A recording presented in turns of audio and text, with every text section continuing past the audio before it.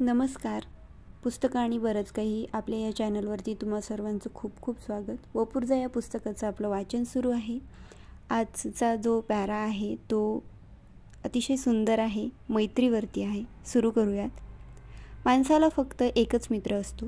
तो निघून गेल्यावर आपण वळून पाहतो आणि येणाऱ्या मित्राची ज्याची गॅरंटी नाही त्याची वाट पाहतो. तो मित्र आला की तिकडे त्याचं लक्ष नसतं.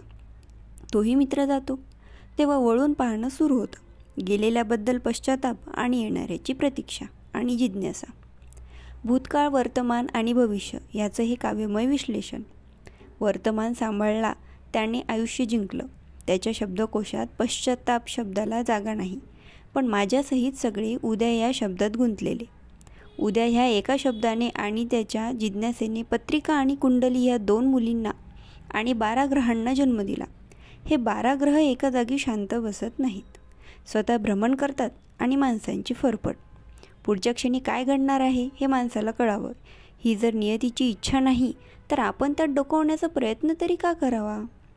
जे मिळेल ते स्वीकारण्याची वृत्ती असलेली व्यक्ती कुणालाही पत्रिका दाखवत नाही. अतिशय सुंदर पॅरा आहे. पान नंबर आहे 246. भेटूयात अशाच एका छानशा नवीन ऑडिओसोबत. धन्यवाद.